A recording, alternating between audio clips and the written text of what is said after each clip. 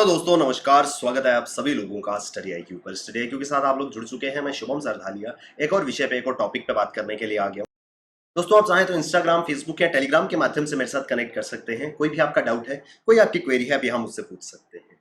दोस्तों, हम बात करने वाले हैं ई कॉमर्स वेबसाइट्स को लेकर के। सरकार जो है वो एक गाइडलाइन, एक फ्रेमवर्क जो है वो तैयार कर रही है। दरअसल ये फ्रेमवर्क जो है, it will keep a check upon fake reviews. दोस्तों, आप सभी ने कभी ना कभी ऑनलाइन शॉपिंग जो है वो करी होगी। अगर ऑनलाइन शॉपिंग नहीं भी करी है, स्टिल आप किसी भी प्रोडक्ट को सर्च जरूर करते होंगे। बेशक आप वो प्रोडक्ट जाकर के मार्केट से खरीदते, लेकिन उसके रिव्यूज या उसकी डिस्क्रिप्शन देखने के लिए प्रोडक्ट क्या है, कैसे चलता है, और सबसे इंपॉर्टेंट चीज होती है उस प्रोडक्ट के रिव्यूज। दोस्तों, आप सभी का जो बाइंग बिहेवियर है ये काफी ज्यादा निर्भर करता है। जब आप कोई भी वेबसाइट खोलते हैं, उस पर लिखे गए स्टार्स और उस पर लिखे गए रिव्यूज में एक बहुत नेचुरल सा स्टेटमेंट होता है। आप सभी ने अपने घर में, अपने आसपास से स्टेटमेंट सुना होगा। आप कहते हैं, मैं ऑनलाइन एक मोबाइल चेक कर रहा हूं या चेक कर रही हूं, तो पास से घर पे मम्मी पापा, किसी भाई बहन ने ये जरूर बोला होगा, पहले रिव्यूज चेक कर लेना। दोस्तों, ऑनलाइन शॉपिंग जहां पर आप प्रोडक्ट को फिजिकली एग्जामिन नहीं कर सकते, आप उसको दुकान पर जाकर, तो हम क्या करते हैं, फोन उठाते हैं और अच्छा घुमा फिरा के देखा, अच्छा ठोक बजा के भी देख लिया कि हाँ नहीं सही चल रहा है। लेकिन ऑनलाइन में हमारे पास ये लेवरेज जो है वो नहीं थी। ऑनलाइन में हमारे बाइंग बिहेवियर को हमें परसुएड करने के लिए या हमें रोकने के लिए कि ये प्रोडक्ट मत लेना, सबसे इंपॉर्टेंट चीज क्या है? रिव्यूज। क्यों? क्योंकि रिव्यूज क्या है, जिन लोगों ने इस्तेमाल किया। दोस्तों, कोई भी प्रोडक्ट हम लेने जाते हैं, हमारी क्या मंशा होती है यार, जिस जिस किसी ने ये यूज किया है उनसे पूछा जाए, तो वही चीज जो है वो यहां पर डिस्कस करेंगे। इन रिव्यूज को एक गवर्नमेंट स्कैनर के अंदर लाने का प्रयास जो है वो सरकार द्वारा किया जा रहा है, ताकि फेक रिव्यूज जो है उन पर लगाम लगाई जा सके। हम विस्तार से इस विषय पे चर्चा करेंगे। दोस्तों, स्टडी आईक्यू पर आज लास्ट डे है मंथ एंड सेल का। दोस्तों, 31 मई, आज के लिए आप मात्र 9,999 में शानदार स्मार्ट कोर्स प्राप्त कर सकते हैं, जो आपको सिविल सर्विसेज यूपीएससी की तैयारी में बहुत हेल्प करेगा। दोस्तों, इस कोड, शुभ फ्लैश कोड की मदद से आप मैसिव डिस्काउंट जो है वो स्टडी आईक्यू के इस कोर्स पे ले पाएंगे। स्टडी आईक्यू के इस कोर्स की मदद से आपको यूपीएससी के पूरे सिलेबस को पढ़ने में, समझने में और एग्जाम में बहुत ज्यादा हेल्प मिलेगी। दोस्तों, मात्र 9,999 में आप अपने ड्रीम को, आईएएस आईपीएस बनने के सपने को पूरा कर सकते हैं। सरकार ने हाल ही में ये घोषणा करी है, वो एक फ्रेमवर्क जो है वो डेवलप करेंगे, जो ई कॉमर्स वेबसाइट्स पे, हमारी अमेजन, फ्लिपकार्ट, इन जगहों पर फेक रिव्यूज जो है उनके ऊपर चेक रखा जाएगा। क्यों? क्योंकि फेक रिव्यूज जो है वो हमारे बाइंग बिहेवियर को बहुत ज्यादा इंपैक्ट करते हैं। हम प्रोडक्ट खरीदते हैं तो रिव्यूज देख करके खरीदते हैं। अच्छा, रिव्यूज में ये लिखा है तो ये प्रोडक्ट अच्छा होगा। रिव्यूज जो है इसके अच्छे हैं। क्यों? क्योंकि एक माइंड सेट है कि भैया रिव्यूज तो उन्हीं लोगों ने दिए हैं जो प्रोडक्ट को यूज कर रहे हैं। जो कस्टमर है वो मेरी आपकी तरह एक आम आदमी है, जिसने अपनी यूटिलिटी के लिए प्रोडक्ट जो है वो परचेज किया, उसकी यूटिलिटी पूरी हो गई, वो उसके बारे में अच्छी अच्छी बातें लिख रहा है कि सर आप भी लीजिए, बहुत शानदार, बहुत बढ़िया प्रोडक्ट है। अब ये चीज जब वेबसाइट्स को या सेलर्स को समझ आई, या फिर ई कॉमर्स हैंडल्स को समझ आई कि रिव्यूज जो है वो कितना इंपॉर्टेंट रोल प्ले करते हैं, इन्होंने इन रिव्यूज को मैनिपुलेट करना शुरू कर दिया, जिसमें सबसे पहली दिक्कत आई फेक रिव्यूज की। अब मुझे पता है कि मेरा जो भी पर्सपेक्टिव कस्टमर है उसका बाइंग पैटर्न डिपेंड करेगा इस रिव्यू के ऊपर। अगर वेबसाइट के ऊपर या ऐप के ऊपर पहले 4 रिव्यूज मुझे अच्छे दिख जाते हैं, मेरा अपने आप माइंडसेट बन जाएगा कि ये प्रोडक्ट तो डेफिनेटली अच्छा है। सर, एक्स ने बोला अच्छा है, वाई ने बोला अच्छा है, जेड ने बोला अच्छा है, तो मेरे दिमाग में आ गया कि भैया प्रोडक्ट अच्छा है। मैंने वहां से प्रोडक्ट को परचेज कर लिया। वेबसाइट्स ने क्या किया, या तो उन्होंने फेक रिव्यूज देना शुरू कर दिए, या फिर उन्होंने क्या किया कि जो रिव्यूज अच्छे थे वो टॉप पे दिखाए। See, nobody goes on reading. अगर एक प्रोडक्ट के ऊपर 200 रिव्यूज है तो you will never ever go to read each and every review. इतना समय नहीं है हमारे पास। हम ज्यादा से ज्यादा पहले 5 या एट मैक्स पहले 10 रिव्यूज जो है वो पढ़ेंगे। कंपनीज ने अपने सिस्टम को इस तरीके से डिजाइन किया कि जो पॉजिटिव रिव्यूज है वो हमको टॉप पे दिखे। जब पहले 10 में हमको अच्छे रिव्यूज दिखे तो हमारा माइंडसेट बन गया। अब डिपार्टमेंट ऑफ कंज्यूमर अफेयर कह रहा है कि कस्टमर को जो है वो वैल्यूड फील होना चाहिए। कस्टमर को ये ना लगे कि मैं चीटेड हुआ। क्यों? अब क्योंकि यहां पर रिव्यूज देख करके अगर वो प्रोडक्ट को खरीदता है तो इस बात को सुनिश्चित करना है कि वो रिव्यूज जेन्युइन है। दोस्तों, बहुत सारी वेबसाइट्स ऐसी हैं, आप भी कभी Amazon या फ्लिपकार्ट पर किसी रैंडम प्रोडक्ट को रिव्यूज देने की कोशिश कीजिएगा, आपको अलाउ नहीं किया जाएगा। Amazon बोलेगा नहीं सर, आपने अभी तक प्रोडक्ट परचेज नहीं किया है, इस वजह से you are not eligible to give the reviews. बहुत जेन्युइन बात है। How can I review a product which I never used और which I never bought from that website. तो ये चीजें जो है ये एग्जिस्टेंस में है, लेकिन आज भी दोस्तों गूगल पे भी रिव्यूज का ऑप्शन रहता है। ये रिव्यूज जो है ये होटल्स के लिए होते हैं, ये रेस्टोरेंट के लिए होते हैं। आप गूगल पे कोई भी होटल, रेस्टोरेंट, कोई जिम, कोई भी इस तरीके का इंफ्रास्ट्रक्चर जो है वो सर्च करते हैं, नीचे रिव्यूज लोगों ने दिए होते हैं, आप भी रिव्यूज वहां पे पोस्ट कर सकते हैं। अब सरकार चाहती है कि ऐसा फ्रेमवर्क तैयार हो कि अगर ये रिव्यूज आ रहे हैं ये जेन्युइन होने चाहिए, फेक रिव्यूज को कर्ब किया जा सके। इस वजह से सरकार जो है, डिपार्टमेंट ऑफ कंज्यूमर अफेयर्स जो है वो एक मैकेनिज्म लाना चाहता है। ये इस पूरे के पूरे मैकेनिज्म को स्टडी करेंगे, which is followed by E commerce entities in India and best practices globally will develop the framework. कैसे तैयार होगा ये फ्रेमवर्क, क्या किया जाएगा, अभी जो डिपार्टमेंट है, डिपार्टमेंट ऑफ कंज्यूमर अफेयर्स जो है वो कंपेयर कर रहे हैं उस मैकेनिज्म को जो भारत में इस्तेमाल किया जाता है रिव्यूज के लिए, या ई कॉमर्स वेबसाइट इस चीज को फॉलो करती हैं। इस ही मैकेनिज्म को फिर कंपेयर किया जाएगा ग्लोबल स्टैंडर्ड्स के साथ में।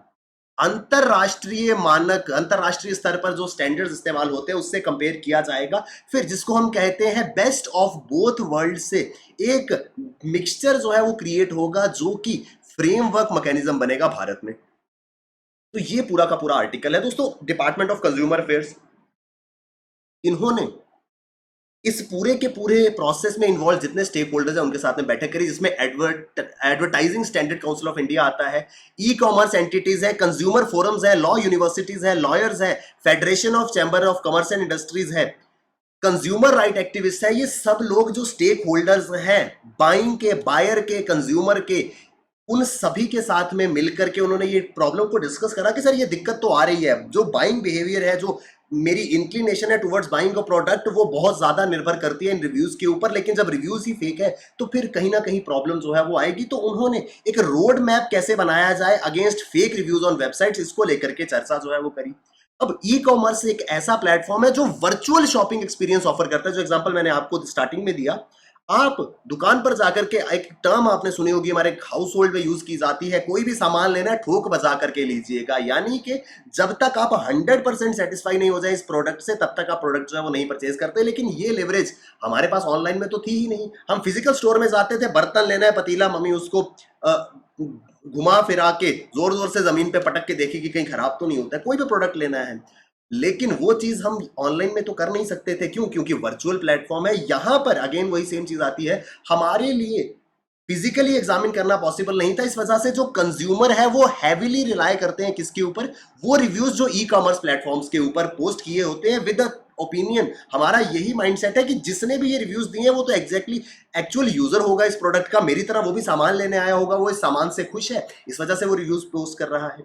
तो यहां पर सरकार चाहती है या डिपार्टमेंट ऑफ कंज्यूमर चाहता है कि ट्रेसेबिलिटी होनी चाहिए कि अगर रिव्यू आया तो किसने किया, ताकि रिव्यूअर की ऑथेंटिसिटी को इंश्योर किया जा सके। अगर किसी ने रिव्यू किया उसको ट्रेस किया जाना चाहिए कि क्या वाकई में वो एक जेन्युइन बायर है, उसने ये प्रोडक्ट खरीदा है।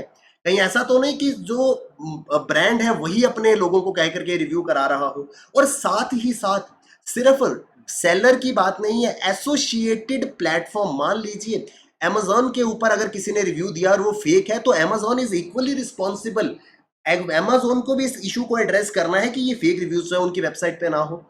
E commerce players must disclose how they choose the most relevant reviews for the display in a fair and transparent manner. मैंने आपको पहले बताया कि एक प्रोडक्ट के ऊपर मान लीजिए 200 रिव्यूज है किसी ई कॉमर्स प्लेटफॉर्म के ऊपर, आपके पास क्या ऑप्शन होता है, या तो आप 200 के 200 जो है वो रीड करें, या फिर एक फिल्टर रहता है जिसमें आता है मोस्ट रेलेवेंट। अब मोस्ट रेलेवेंट जो है it is very subjective. Most relevant तो है नहीं कि आप देख करके तो बता नहीं सकते ये रेलेवेंट है, ये नहीं है, ये रेलेवेंट है, ये नहीं है। मोस्ट रेलेवेंट जो है, this subjective term is often used for the benefit of the platform और द ब्रांड। ब्रांड के हिसाब से मोस्ट रेलेवेंट क्या होगा, जो पॉजिटिव रिव्यूज है। तो ब्रांड ने बोला कि मेरे लिए तो मोस्ट रेलेवेंट जो है वो पॉजिटिव रिव्यूज थे, मैंने पहले 50 में या पहले 100 में पॉजिटिव रिव्यूज जो है वो शो कर दिए। अब यहां पर ई कॉमर्स प्लेटफॉर्म्स को बताना होगा कि भैया जो मोस्ट रेलेवेंट स्टेटमेंट आप कह रहे हैं वो रेलेवेंट किस पर्सपेक्टिव से है, क्योंकि सरकार चाहती है और एथिकली भी ये रिव्यूज जो है वो relevant with respect to consumer होने चाहिए, ना कि विद रेलेवेंट टू सेलर। तो इस प्रकार की चीजें जो है, इसमें कुछ बदलाव, कुछ फ्रेमवर्क जो है वो लेना चाहती है सरकार। Stakeholders from e commerce companies claim that they have a framework in place which they monitor fake reviews and would be pleased to take part in developing a legal framework on the issue. जो e commerce websites हैं, जो stake holders हैं, जो हितधारक हैं इन companies के, उनका कहना है कि सर ऑलरेडी हम एक फ्रेमवर्क जो है वो फॉलो करते हैं, लेकिन अगर सरकार कोई लीगल फ्रेमवर्क लेने का प्रयास कर रही है या कोई लीगल फ्रेमवर्क सरकार लाना चाहती है, हम उसमें भी इक्वली इन्वॉल्व होंगे और सरकार की मदद करेंगे ताकि कंज्यूमर जो है वो बेस्ट ऑफ द प्रोडक्ट जो है वो ले सके। यहां पर रेगुलर मीटिंग जो है वही जिसमें डिस्कस किया गया पेड रिव्यूज के बारे में। कुछ रिव्यूज ऐसे जिसमें लोगों को पे करके करवाए जाते हैं, अनवेरिफाइबल रिव्यूज। रिव्यू कर दिया, कोई नहीं जानता रिव्यू किसने किया है, सच्चा है या झूठा है। Absence of disclosure in case of incentivised reviews. आप बहुत बार होता है कि सर आपको कॉल आएगा, आप कोई भी सर्विस अवेल करते हैं, आपको कॉल आएगा कि सर आपने हमारी सर्विस अवेल करी, आपको हमारी सर्विस कैसी लगी। आपने बोला सर्विस मुझे बहुत अच्छी लगी या नहीं अच्छी लगी। वो आपसे कहते हैं सर आप ऐसा कीजिए, हमारी वेबसाइट पे जाकर के हमको स्टार रेटिंग या रिव्यूज जो है वो दे दीजिए। अगर आप हमें रिव्यूज देते हैं तो आप नेक्स्ट टाइम जब ये सर्विस ऑप्ट करेंगे, मान लीजिए आपको 20% का डिस्काउंट जो है वो मिलेगा। इस तरीके से इंसेंटिवाइज करने की कोशिश करते हैं। They will tell you sir you just post a positive review for our product, will give you a discount voucher. Next time जब आप हमारा प्रोडक्ट या सर्विस अवेल करेंगे, आपको 20% का डिस्काउंट मिल जाएगा। ऐसे में जो जेन्युइन कंज्यूमर है उसके लिए एक चैलेंज बन जाता है कि ये पता लगाना कि वाकई ये रिव्यूज जेन्युइन है या इंसेंटिवाइज करके या पे करके ये रिव्यूज जो है वो लिए गए हैं। तो दोस्तों ये कुछ रीसेंट चेंजेस जो हैं वो आ सकते हैं फेक रिव्यूज के अगेंस्ट। 2021 में सरकार ई कॉमर्स रूल्स को लेकर के एक ड्राफ्ट पॉलिसी जो है वो लेकर के आई थी। इसमें भी ये चीज सुनिश्चित की गई थी कि कंज्यूमर को बेस्ट ऑफ द एक्सपीरियंस जो है वो मिल सके। Anything that goes against the consumers benefits should be stopped. ग्राहक के हितों के विरुद्ध अगर कुछ भी जा रहा है उसको रोकना चाहिए। इस उद्देश्य के साथ में ड्राफ्ट लाया गया था ई कॉमर्स रूल्स का। 2021 में जो डिपार्टमेंट ऑफ कंज्यूमर अफेयर्स है, उपभोक्ता मामलों का जो विभाग है, उन्होंने ई कॉमर्स रूल्स का ड्राफ्ट जो है वो पेश किया था। गवर्नमेंट यहां पर कुछ चेंजेस चाहती है to the e commerce rules under the consumer protection act. Consumer protection act के तहत रूल्स जो है 2019 कंज्यूमर प्रोटेक्शन एक्ट के तहत ई कॉमर्स रूल्स जो है वो गवर्न होते थे, लेकिन इसमें कुछ बदलाव लाने के लिए एक फ्रेमवर्क, एक ड्राफ्ट जो है वो लाया गया, जिसके अंदर स्ट्रिंजेंट रूल्स जो है वो होने चाहिए ताकि किसी प्रकार का विश्वासघात, कोई धोखाधड़ी जो है वो कंज्यूमर के साथ ना हो। जिसमें क्लॉज में जो ड्राफ्ट में चेंजेस है उसमें सबसे पहले आता है mandatory registration. There is need for mandatory registration for e commerce entities with department of promotion of industry and internal trade, ministry of commerce and industry. दोस्तों आपने नोटिस किया होगा आज आपको अलग अलग प्लेटफॉर्म्स पर लोग सेलिंग करते जो है वो मिल जाएंगे। सोशल मीडिया हैंडल्स पे आपको लोग मिल जाएंगे, ये हमारा पेज है, यहाँ पर हम ये प्रोडक्ट जो है वो सेल करते हैं। अब अगर ये ड्राफ्ट रूल्स इंप्लीमेंट होते हैं तो सबसे पहले कोई भी ई कॉमर्स यानी कि ऑनलाइन माध्यम से अगर कोई सेलिंग करता है उसको अपने आप को रजिस्टर करना होगा department of promotion for industry and internal trade, जो कि ministry of commerce and industry के अंतर्गत आता है। यानी कि अब ऑथेंटिसिटी है, कोई आपके साथ फ्रॉड नहीं कर सकता, क्योंकि जो भी सेलर है अगर वो अपने आप को रजिस्टर करेगा तो उसके सारे वेयर अबाउट्स जो है वो मिनिस्ट्री के पास रहेंगे।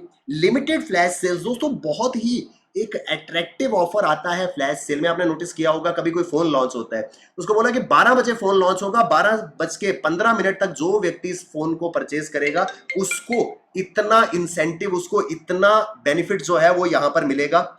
ये चीजें जो है ये क्या करती हैं, ये यूजर को परसुएट करती हैं कि भाई ले ले फायदा है। स्पेसिफिक सेल्स के ऊपर जो है वो सरकार ने लगाम करने की कोशिश करी है। यहां पर एक चीज याद रखिए दोस्तों, कुछ बैक टू बैक सेल्स है जो रेगुलर बेसिस पे आती हैं। जैसे आपने बिग बिलियन सेल के बारे में सुना होगा, ये एनुअल बेसिस पे एक सेल जो है वो आती है।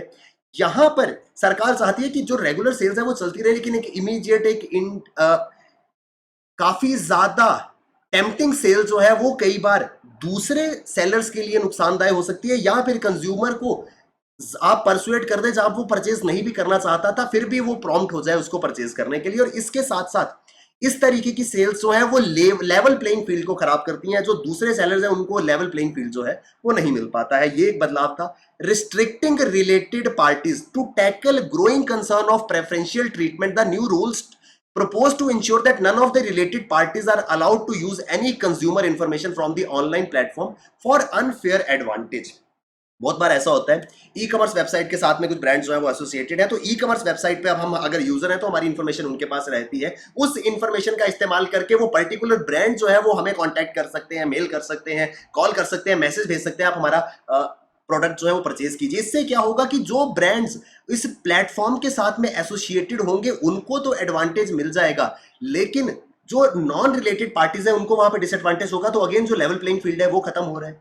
Entities have also have to identify goods based on the country of origin and provide a filter mechanism at a pre-purchase stage for the customers.